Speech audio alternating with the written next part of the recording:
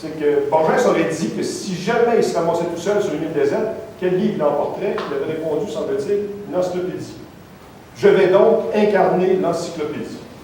Pas parce que je connais ou j'ai comme connaissance qu'une encyclopédie pourrait contenir, loin de là, je n'avais cette prétention-là, mais je vais plutôt vous faire naviguer à travers des contenus encyclopédiques, un peu à la façon dont on s'y prend quand on feuillette une encyclopédie. Il y a au moins deux façons généralement utilisées pour aborder une encyclopédie, soit qu'on cherche à connaître un sujet précis, donc on l'ouvre à la page, qui dirait miroir, puis on lit tout le sujet des miroirs, en espérant y comprendre quelque chose ou trouver la chose qu'on cherchait.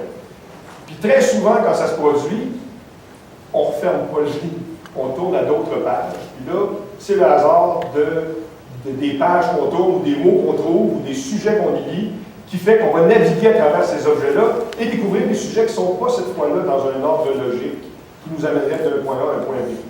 Ma démarche sera la deuxième. Je vais vous amener à toutes sortes d'endroits, sans nécessairement les définir et les préciser, mais pour vous montrer jusqu'à quel point le labyrinthe de la connaissance entre ce que les premiers Grecs qui ont laissé des traces sur ce qu'on connaît aujourd'hui de l'univers et ce qu'on en connaît aujourd'hui, c'est à peu près impossible d'imaginer les méandres de la pensée humaine à travers tout ça. Par contre, pour le réaliser, voyons ceci. Donc, si on met à l'écran ordinateur, vous allez voir l'image du ciel telle que vue de Québec si vous regardez vers le sud. Je pourrais vous dire qu'on va le regarder en allant vers le nord. Puis ce que je fais là, je vous le dis tout de suite, Archimède serait venu fou de voir une chose comme celle-là. Ces images-là, ce genre d'images-là, n'ont été accessibles que tout récemment. Une accélération du mouvement du ciel, c'est quelque chose d'impensable. Quand on regarde le ciel, c'est ce qu'on voit. Sortez dehors quand il fera clair, regardez dans les airs, qu'est-ce que vous allez voir? Quelques petits points. Malheureusement pour nous, on vit en ville. En 2010, il y a de la lumière partout, il y a de la pollution partout, donc le ciel s'efface. Si vous vivez en campagne, vous avez peut-être eu le plaisir de constater que quand le ciel est dégagé, on a vraiment l'impression d'être en dessous d'une sphère, d'une calotte, d'un dôme au-dessus de notre tête. Pourquoi? Il n'y a pas de limite à l'horizon.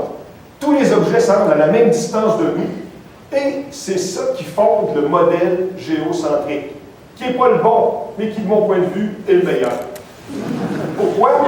Nous sommes tous, chacun d'entre nous, le centre de l'univers. Tout l'univers se déploie au-delà de votre perception. Donc, t'es le centre de l'univers.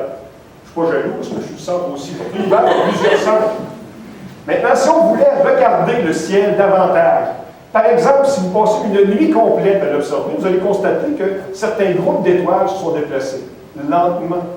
Si vous ne le regardez pendant une fraction de minute, vous n'aurez pas perçu ce mouvement-là. Par contre, si vous y allez régulièrement, vous allez constater que ça tourne. Et si vous faites ces observations-là systématiquement, semaine après semaine, mois après mois, vous allez constater que ce n'est pas le même ciel qui est devant vous, jour après jour.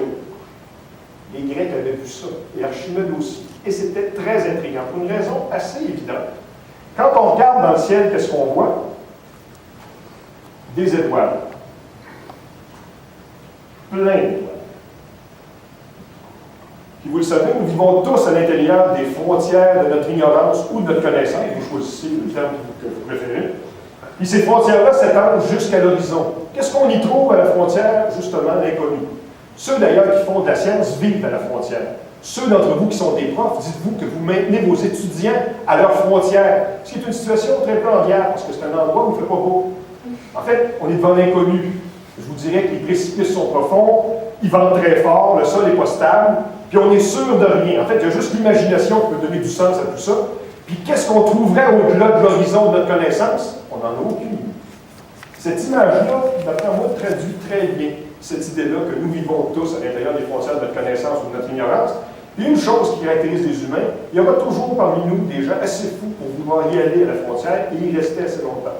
Puis de temps en temps, ils nous en rapportent des nouvelles, en voici quelques-unes. Si vous observez dans le ciel, vous allez constater deux objets extraordinaires, le Soleil et la Lune, qui sont les plus gros et les plus brillants.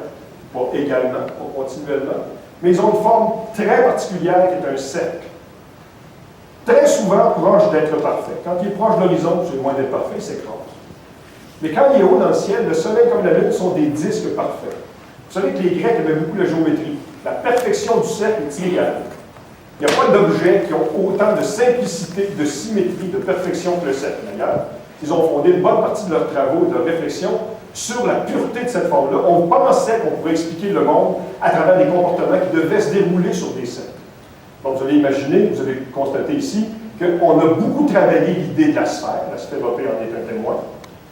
Et voici une autre illustration, cette fois-ci, qui elle aussi avait été constatée par les Grecs. Et là, je vous le dis, là, frissonnez.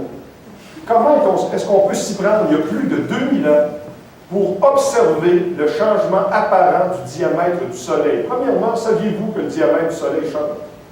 En 2010, c'est évident. C'est quelque chose de connu, on n'y pense même plus tellement, ça fait longtemps qu'on le sait. Mais si on l'observe et qu'on le mesure, ça se constate, ça se détecte, et les Grecs le savaient. C'est aussi vrai pour la Lune.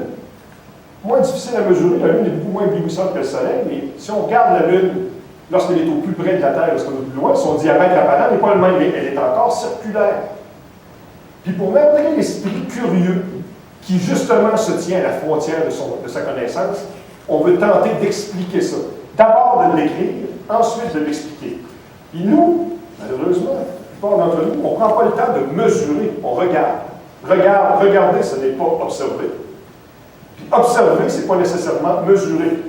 Si on observe et qu'on tente de mesurer, voici le genre de résultat qu'on pourrait obtenir quand on s'intéresse, par exemple, à un des corps errants du ciel qui s'appelle Mars. La planète Mars, si on la prend en photo jour après jour, pendant une période donnée de son cycle autour du Soleil, on va constater que dans le ciel, elle décrit un mouvement d'aller-retour. Elle s'arrête, elle recule, et elle repart. Même aujourd'hui, je vous demanderais d'expliquer ça, vous énerve? Vous avez bien raison. Ça énervait tout le monde. Ça a énervé tout le monde jusqu'à quel point. On n'avait pas d'explication de ça, mais on le constatait. C'est-tu énervant, ça, de ne pas comprendre?